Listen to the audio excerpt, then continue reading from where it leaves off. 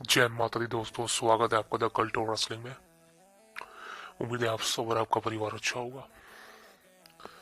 दोस्तों, आज की वीडियो में हम बात करने वाले हैं आज हुई स्मैकडाउन के बारे में। देखिए, आज स्मैकडाउन का एपिसोड था और कमाल का एपिसोड था। जी हाँ, अब आप जानते हैं कि जिस एपिसोड को मैंने कमाल का कह दिया तो वो एपिसोड तो क्लियर कट कमाल का होने वाला, बिकॉज स्मैकडाउन में एक्सपेक्ट किया था the best in the world CM Punk का रिटर्न, जो कि हमें देखने को मिला। इसके साथ ही the American nightmare Cody Rhodes, Randy Orton, L A Knight versus उस Jey Uso Jimmy Uso and Solo Sikoa के बीच हमें as a tag team match देखने को मिला। बिकॉज आज का एपिसोड था ट्रिब्यूट टू द ट्रूप्स, और आई थिंक ये one of the best episode था कुछ लंबे वक्त का। अगर आप चैनल पर नए आए हैं तो प्लीज सब्सक्राइब कर लीजिए द कल्ट ऑफ रेसलिंग को for the latest news about WWE. शुरू करते हैं। देखिए, स्मैकडाउन की शुरुआत सबसे पहले भाई वो एज अ सेंटो एस्कोबार और ड्रैगन लीग मैच से होती है। और मैच ज़्यादा कोई खास नहीं था, लेकिन ओवरऑल देखा जाए तो मैच में एक्शन बढ़िया था एंड मैच सही था। इस मैच की अगर विजेता की बात करो, सेंटो एस्कोबार इस मैच को जीत गए हैं और ये यूएस चैंपियनशिप कंटेंडर का मैच है। इसके बाद ही बॉबी लेस्ली और कैरिन क्रॉस का मैच देखने को मिला। मैच कमाल था। बॉबी लेस्ली को अच्छा रिस्पॉन्स मिला बिकॉज बॉबी लेस्ली भी फॉर्मर यूएस आर्मी में रह चुके थे। उसके बाद वो डब्ल्यू सुपरस्टार बने थे, तो उनको रिस्पॉन्स अच्छा मिला। इनके बीच मैच हुआ, ठीक ठाक हुआ। मुझे लगा था कहीं ना कहीं कैरिन क्रॉस जीत जाएगा, लेकिन बॉबी लेस्ली ने कैरिन क्रॉस को आसानी से हरा दिया, स्पीयर देके। That's it. फिर हमें नजर आते दी अमेरिकन नाइटमेयर कोडी ओट्स अनएक्सपेक्टेड थे, एडवर्टाइज नहीं थे कोडी ओट्स, लेकिन वो आते हैं और भाई साहब कमाल की एंट्री थी। और कोडी रोड्स जो होते हैं, जो ट्रिब्यूट टू द ट्रूप्स को ट्रिब्यूट देते हैं एक तरह से, उनको वेलकम करते हैं। कहते हैं कि आप सब ने हमारी कंट्री के लिए बहुत कुछ किया है, आपने अपनी लाइफ को डेंजर में किया है, अपनी फैमिली को छोड़ा है सिर्फ हम सब के लिए, हम सबको प्रोटेक्ट करने के लिए। इसके लिए बहुत बहुत आप सबका शुक्रिया हमारी सबकी पूरी डब्ल्यू कंपनी की तरफ से। एंड देन फिर भाई वो जो स्टेज पे जो इनके जो रिंग जनरल होते हैं भाई, वो किस तरह से, आई थिंक रिस्पेक्ट है यार। आई थिंक वो किस तरह से राइफल को उठा उठा के गोल गोल घुमाते हैं। अमेजिंग अमेजिंग, देखने में मजा आता है यार सही में। आई थिंक कितनी प्रैक्टिस होगी भाई। फिर दोस्तों भाई साहब, और आई थिंक आज के एपिसोड में बहुत सी बैक स्टेज सेगमेंट भी हुई है, उस बारे में आगे बात करेंगे। लेकिन फिर आते हैं हमारे the best in the world C M Punk. I think मैं उसको देखने के लिए उठा था भाई लेकिन after all C M Punk शुरुआत में नहीं आए, बीच में आए, बिकॉज सी एम पंक आते हैं रिंग के अंदर और amazing the cult of personality बसता है। एंड देन फिर सीएम पंक आते हैं और सीएम पंक सबसे पहले कहते हैं कि भाई, और हाँ, सीएम पंक की न्यू मर्चेंडाइज आप देख सकते हैं कि फ्रोजन फ्रोजन नाम की है, अमेजिंग है। तो सीएम पंक आते हैं रिंग के अंदर, सबसे पहले यही कहते हैं कि भाई आज हमारे पास टाइम ही टाइम है। बिकॉज लास्ट जब मैं रो पे आया था तब मेरी सेगमेंट कट हुई थी बिकॉज टाइमिंग की दिक्कत थी। लेकिन हाँ, सही बात है भाई। तो सीएम पंक आते हैं, कहते हैं कि अब बात करेंगे आराम से और मेरे पास टाइम ही टाइम है। और अब सबसे पहले मैं कहना चाहता हूँ बहुत बहुत धन्यवाद आपका कि आप सब ने मेरा वेलकम किया, खुले हाथ से मेरा वेलकम किया। जेबीएल जेबीएल ने मेरा वेलकम किया, माइकल कोल ने किया, सो आई थिंक पूरी डब्ल्यू कंपनी ने किया। मेरे कुछ पुराने फ्रेंड हैं, उन्होंने मुझसे बातचीत की थी, जिस कारण वर्ष मैं डब्ल्यू कंपनी में वापसी आया। वो कोडी रोड्स का ही नाम देते हैं, हिंट करते हैं। एंड देन फिर क्या होता है, सीएम पंक आगे कहानी बताने से पहले कहते हैं कि अब मैं सीएम पंक लाने वाला हूँ, लेकिन स्पाइसी सीएम पंक। तो सीएम पंक वही अपने पुराने कैरेक्टर में आते हैं। सबसे पहले बातचीत करते हैं कि देखिए, डब्ल्यू कंपनी में अब जब मैं वापसी आ चुका हूँ तो बहुत से सुपरस्टार हैं जिनके साथ मैं लड़ना चाहता हूँ। सबसे पहले नाम लेते हैं कोडी रोड्स का। कहते हैं कोडी रोड्स को अपनी स्टोरी फिनिश करनी है, लेकिन मैं एक स्टोरी हूँ और Cody Rhodes is amazing. Then फिर रेंडी ओटन का नाम लेते हैं। कहते हैं कि रेंडी ओटन मेरी भी हिस्ट्री काफ़ी अच्छी है, तो मैं उसको भी फेस करना चाहूँगा। फिर लेते हैं भाई आप सबका फेवरेट एलिन नाइट। तो कहते हैं कि एलिन नाइट भी कमाल है। फिर वो नाम लेते हैं भाई, मतलब फिर उस इंसान का नाम लेते हैं जिसका सब फैंस नाम सुनना चाहते थे। जी हाँ, one and only the tribal chief, the head of the table, the WWE undisputed universal champion Roman Reigns. जी हाँ, तो सीएम पंक या रोमन रेंस का नाम लेते हैं। एंड भाई CM Punk clear cut intention बताते हैं कि Roman Reigns, I am your father बड़ी क्लियर कट है। तो सीएम पंक क्लियर कट बोलता है, Roman Reigns you are amazing, I acknowledge you because I acknowledge for your success. CM Punk कहते हैं कि तुम्हारी सक्सेस के लिए मैं तुम्हें एक्नॉलेज करता हूँ। एंड इसके साथ ही मैं तुम्हें एक चीज़ और कहना चाहता हूँ कि जो हमेशा से पॉल हेमन का ओरिजिनल गाय हूं ना वो मैं हूं, बिकॉज सीएम पंक कहते हैं कि जो OG guy is always me, OG Paul Heyman guy is always me. सी सही, ये तो सही बात है भाई। सीएम पंक का ओरिजिनल गाय कौन था? आप कहेंगे ब्रॉक लेसनर। नहीं यार, Brock Lesnar as a client था, समझ रहे हो आप। लेकिन सीएम पंक और पॉल हेमन की जोड़ी एज अ वॉइस मैन वाली थी, जिस तरह से आज आप रोमन रेंस को देख पा रहे हैं। तो सीएम पंक आगे कहते हैं कि रोमन रेंस तो एक चीज मत भूलियो कि जो तेरा वॉइस मैन है ना अभी पॉल हेमन, वो मेरा वॉइस मैन था असलियत में, और मैं चाहूँ तो आज भी वो मेरे पास वापस आ सकता है। तो मैंने कहा था ना आपको कि सीएम पंक एंड पॉल हेमन का कुछ ना कुछ देने को मिलेगा, वही हुआ। लेकिन मैं चाह रहा था कि सेगमेंट हो, सिर्फ CM Punk and Paul Heyman face to face हो, लेकिन चलो आगे जाके हो सकता है। लेकिन फाइनली पॉल हेमन का नाम आया सीएम पंक की जुबान पे, और आई थिंक यार वो 2013 में जब लास्ट मैंने इनको देखा था ना, वो यादें ताजा होगी यार, सही कह रहा हूँ यार। It's amazing, amazing, absolutely amazing. फिर सीएम पंक कहते हैं कि हाँ, पॉल हेमन मेरा वॉइस मैन हमेशा से, तो फिक्र ना कर। इसके बाद ही सीएम पंक आगे नाम लेते हैं। सीएम पंक कहते हैं कि सभी को मेरे आने से बहुत खुशी हुई है, सब मेरे आने से बहुत खुश हैं। मेरे जितने पुराने फ्रेंड हैं वो कोडी ओट्स का नाम लेते हैं, ट्रिपल एच का नाम लेते हैं, सब ने मेरा वेलकम किया है, कमेंट्री टीम ने मेरा वेलकम किया है, सभी ने किया आई थिंक। लेकिन एक शख्स है जिसने मेरा वेलकम नहीं किया, बल्कि वो मेरे आने से ना खुश है। वो मुझसे नफरत करता है और वो चाहता है कि मैं अभी भी यहाँ से चला जाऊँ। क्लियर कट है भाई, वो सेथ रॉलिंस ही है। वहाँ सारी यूनिवर्स जो है सेथ रॉलिंस का सॉन्ग गाना शुरू कर देते हैं। तो समझ सकते हैं कि आप सीएम बंक का ट्रोल वही था, Seth Rollins. And CM bunk कहते हैं कि सेथ रॉलिंस के बारे में, वो तो बंदा है ना, वो अपने घर में भी आदमी नहीं है। तो सीएम बंक यहाँ पे कड़ी इंसल्ट करते थे सेथ रॉलिंस की। से क्लियर कट है भाई, बिकॉज सीएम बंक जानते हैं कि सेथ रॉलिंस की वाइफ का नाम क्या है, बेकी लिंच, एंड उसको मैन कहते हैं। तो समझ सकते हो आप। तो क्लियर कट टेंशन वही है भाई, सीएम पंग और सेथ रॉलिंस के बीच में आगे जाके फ्यूड चलने वाली है।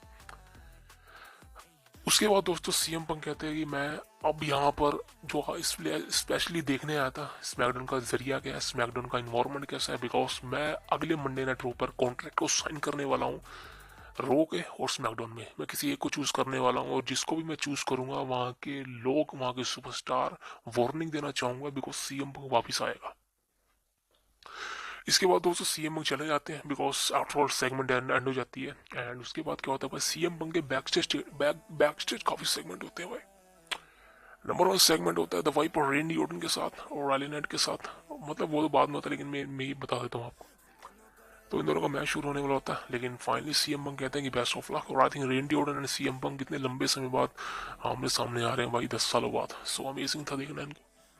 एंड आफ्टर दैन इसके बाद बैक स्टेज होती है सेगमेंट, ये होती है कि एडम जो क्या कहते हैं उनको, जनरल मैनेजर निक एल्डिस, तो निक एल्डिस के ऑफिस में होती है ये सीएम पंक, कॉन्ट्रैक्ट ले लेते हैं स्मैकडाउन का। एंड देन फिर कोडी रोड्स आते हैं वहाँ पे, और दोनों के बीच हैंड शेक होता है, और अमेजिंग सेगमेंट थी यार।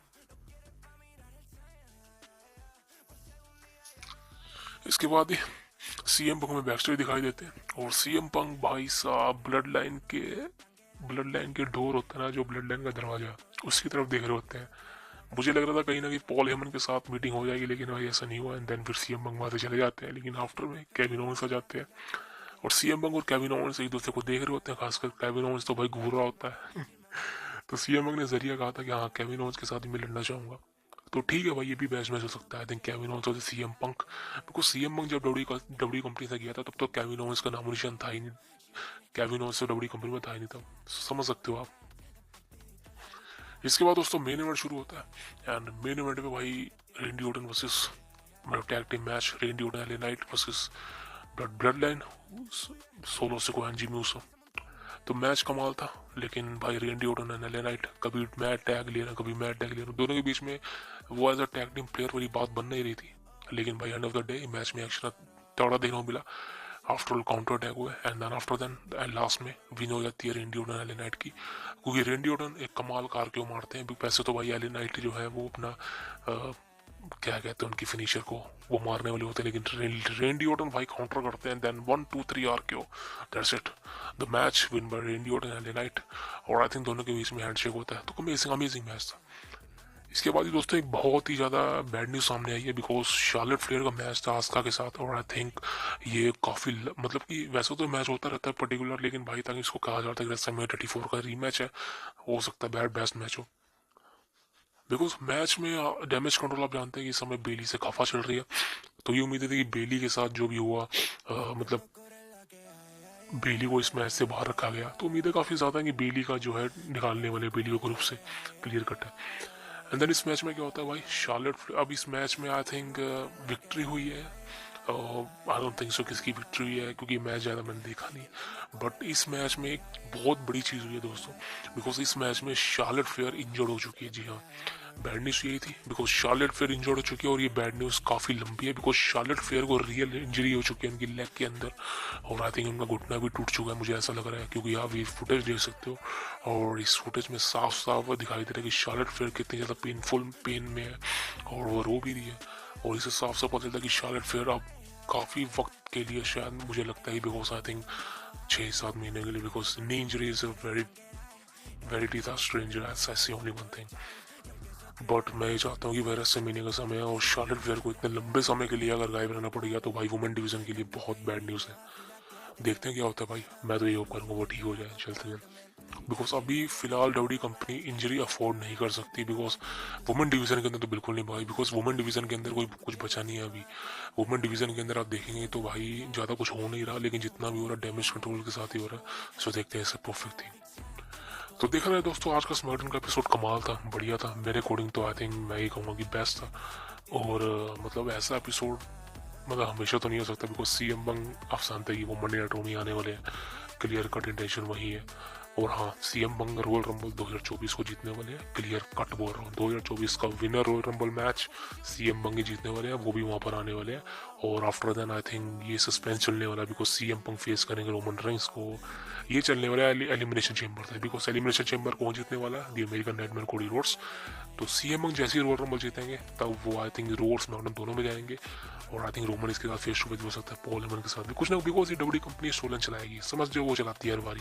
लेकिन देन फिर कोडी रोड्स जब एलिमिनेशन चेंबर जीत जाएंगे मैच, समझ सकते हैं कि फिर तो भाई कोडी रोड्स वर्सेस रोमन इसी होगा, बिकॉज सीएम पंग अगर रॉयल रंबल जीतेंगे तो कोडी रोड्स फिर चेंबर जीतेंगे, एंड दोनों का जो मेन इवेंट सेटअप है नाइट 1 नाइट 2, और दोनों ही चैंपियन बनकर निकलेंगे रेसलमेनिया 40 से इन फिलाडेल्फिया, ये बात कंफर्म बोल रहा हूँ आपको।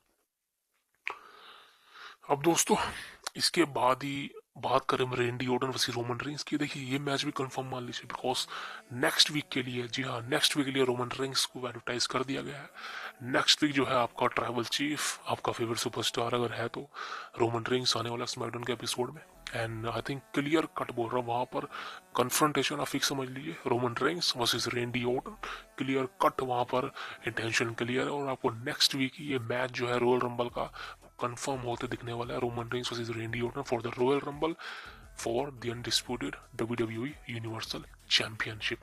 तो ये मैच कंफर्म है। अब आई थिंक कहीं ना कहीं मैंने आपको रिपोर्ट बताई थी कि ये मैच हेल इन अ सेल मैच हो सकता है। देखिए ये मैच के चांसेस हेल इन अ सेल में कन्वर्ट होने के बहुत ही कम है, फिलहाल तो बहुत कम है, बिकॉज आई थिंक कहीं ना कहीं अभी हेल इन अ सेल गिमिक की जरूरत नहीं है, बिकॉज ये मैच अपने आप में इतना बड़ा है कि डोडी कंपनी हेल इन अ सेल मैच को इसमें इंक्लूड कर कर इस मैच की जो एक कहते हो ना हाइप होती है उसको खत्म नहीं करना चाहती, बिकॉज सारी हाइप तो फिर हेल इन अ सेल का स्ट्रक्चर ही ले जाएगा। तो आप समझ सकते हैं कि मैच इतना बड़ा है, तो I think amazing, because I think मैं आपको याद होगा 2016 में ऐसी हुआ था। 2016 में जब शेन मिकमैन का रिटर्न हुआ था, तो शेन मिकमैन और विंस मिकमैन की सेगमेंट हुई थी, और विंस मिकमैन ने कहा था कि अगर डब्ल्यू कंपनी तो रन करना चाहता है तुझे एक मैच को जीतना पड़ेगा। और ये मैच कौन सा था, ये मैच था दी अंडरटेकर के साथ, और ये रेसलमेनिया 32 में मैच हो रहा था। और इसमें विंस मैकमैन ने बॉम्ब शेल डिलीवर किया था, बिकॉज इस मैच में स्टिपुलेशन ऐड की गई थी कि मैच होने वाला हेल इन अ सेल मैच, और ये रेसलमेनिया 32 में अगेंस्ट दी अंडरटेकर।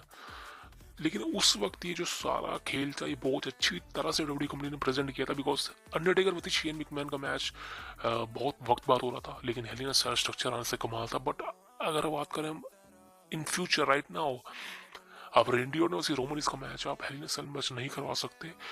हो सकता है मैच हो जाए, लेकिन भाई अभी फिलहाल बहुत रुमर है, बिकॉज ये मैच के चांसेस हेल इन अ सेल में होने के इसलिए है बिकॉज यहाँ पर solo Sikoa Jimmy Uso interference कर सकते हैं रोमन इसके मैच में। लेकिन अगर एज अ केज होता है ऊपर हेल इन अ सेल स्ट्रक्चर होता है तो वहाँ पर उनके जो है इंटरफेरेंस करने के चांसेस बहुत ही कम हो सकते हैं, लिमिटेड हो सकते हैं। तो समझ सकते हैं कि मैच जो है हेल इन अ सेल मैच बनने के चांसेस भी हैं, लेकिन ये मैच चांसेस नहीं भी है, तो समझ सकते हो आप, कुछ भी हो सकता है। I think W company presentation और पे ध्यान ज्यादा देगी, तो देखते हैं भाई क्या होता है। दोस्तों मैंने आपको एक अपडेट बताई थी अंकल हाउडी के बारे में। देखिए अंकल हाउडी का रिटर्न अभी फिलहाल नहीं होने वाला, बिकॉज अभी कुछ भी उनके बारे में न्यूज़ सामने नहीं आ रही है। बिकॉज अंकल हाउडी के बारे में फ्यूचर प्लान्स अभी तो रिवील नहीं हुए। अंकल हाउडी का क्या होने वाला है, वो किस तरह से मतलब आगे जाने वाले हैं, किसके साथ मैचेस होने वाले हैं। बिकॉज अभी तक डब्ल्यू कंपनी ने उनको कॉन्ट्रैक्ट ऑफर नहीं किया है, बोर्ड एलिस को कॉन्ट्रैक्ट ऑफर नहीं किया ट्रिपल एस ने।